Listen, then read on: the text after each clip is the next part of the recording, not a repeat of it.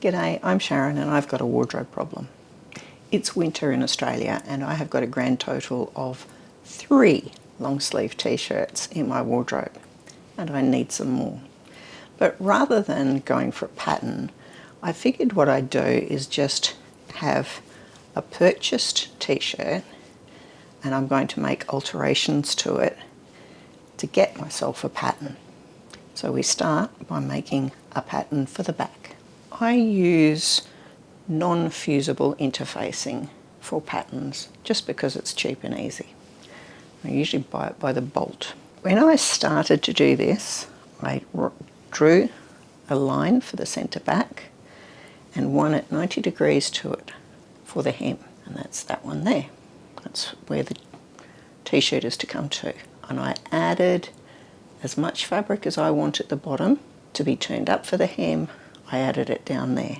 I then measured on the shirt from one side of the shirt at the hem to the other side, and this is half of that plus a seam allowance. In most cases you'll then find that if you draw a line from there straight up, that's what they use as the side seam. When I got to this point and I had the t-shirt on it, I realised this is actually better than usual. Something that can teach us all a little bit about t-shirts. They have gone from out there in about 3/4 of an inch. When I laid the shirt out, this came to the underarm seam. I drew the point there and I came in that 3/4 of an inch.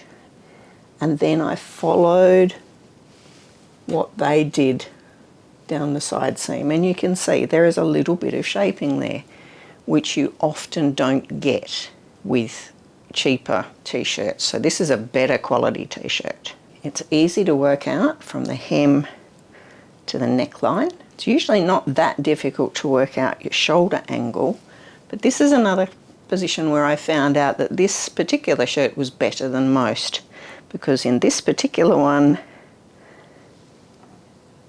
the back comes forward and the seam is actually a little bit into the front. I didn't know that until I started working out the pattern. By looking at the t-shirt, I worked out my armhole and my neckline. This t-shirt is a size 16 Australian. You could take a screenshot of this and work out, because these are 1-inch squares, and that's what I've ended up with for the back. After you've done the back, the next thing you're doing is a pattern for the front. And on cheaper t-shirts, you'll find that the back and the front are basically the same. The only difference will be the neckline. The better quality ones might have some differences in them, but usually we're looking with the same side seams, the same armholes, same shoulder slope. The neckline will be different, that will be lower at the front, but there's not a lot of difference. Now, what I'm trying to get you to see here is that you'll get creases across here if there's no bust dart in your t-shirt. And the reason is your body needs more fabric to go from your shoulders out over your bust and down than it needs to go down your back. And when you've got a shirt that does not have a bust dart sewn into it, it starts trying to make one here. So you get a bunch of fabric gathered up under your arm. So how do we work out how much extra fabric we need for a bust dart?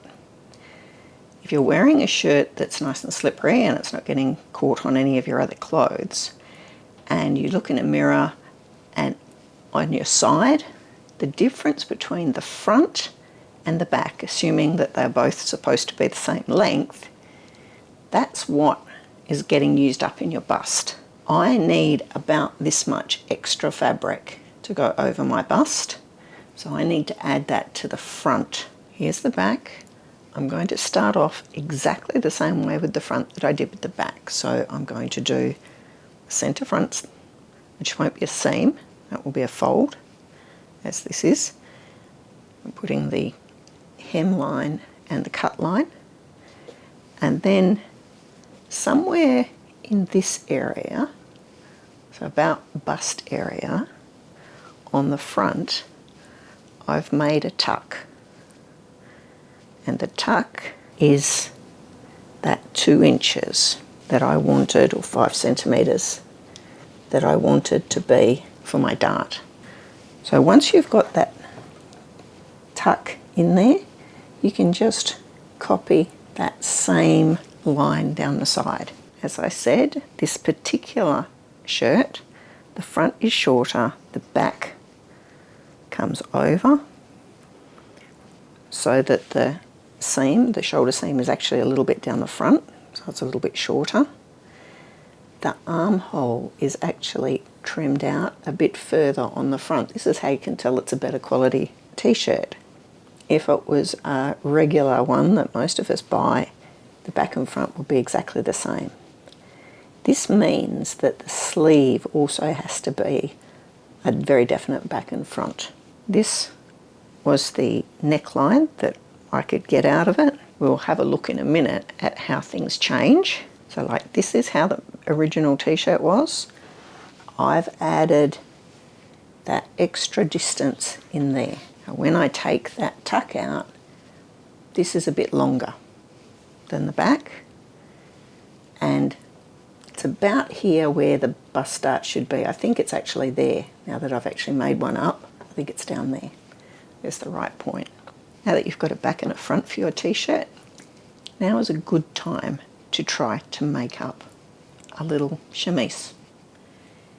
And all you need to do is work out about what height you want that dart to be.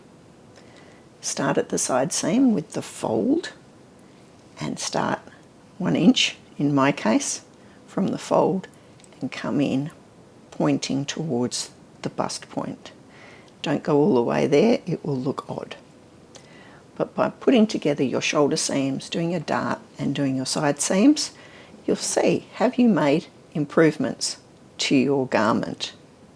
For me, the other improvement I really need to do is when I'm sewing things, I've got to fix up my shoulders. And you can probably see creases down here that go from my neckline to my underarm. And that's because my shoulders are not broad enough and straight enough for the garment. So I do a little a piece that I take out of the shoulders, the front of the shoulders, and I'll show you that in a moment. When I made my first version of this up, I put the dart up here. It was too high. Next time it's going to go down there.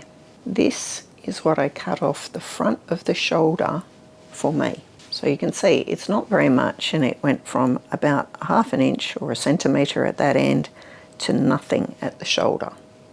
So that is a fairly minor change. The other one that I made was to lower the neckline, because when I sewed up my shoulder seams, I found that I was getting strangled by this. So I increased the depth of the neckline by about 1 3/4 inches, 4 centimetres, something like that. That's the 2 bits that I cut off in addition to the alterations I'd already made to the dart. This is what I got from the sleeve of the t-shirt. I've got a little mark here. This is where the seam is, because the seam is not at the centre of the sleeve. It's that bit further forward where the garment has got a longer back than front. You can see there's a different shape on the front to the back. Makes these sleeves fit nicer. This is the long sleeve.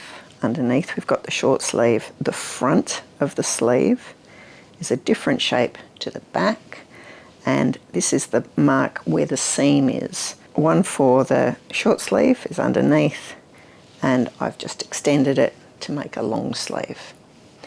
I've probably got this very slightly too narrow for me at the bottom, so I'm probably going to increase it a bit down here. And here is my t-shirt that I have made entirely from that previous one. So I've changed the shoulders and I've added bust darts. I'm not completely happy about where they are yet, but it's getting there. And certainly it hangs better now, front and back. What are the next things I want to do? Well, when I make the next one, I'll do it in a better colour so that you'll be able to see better what I've done. I need to make the shoulder seams narrower. These ones are falling well and truly off my shoulders. That needs to be fixed up. And I also want to make an adjustment for a round back. So those two will be in my next video, and that will mean I will have 5 long sleeve t-shirts, which will be great. And I shall see you next time.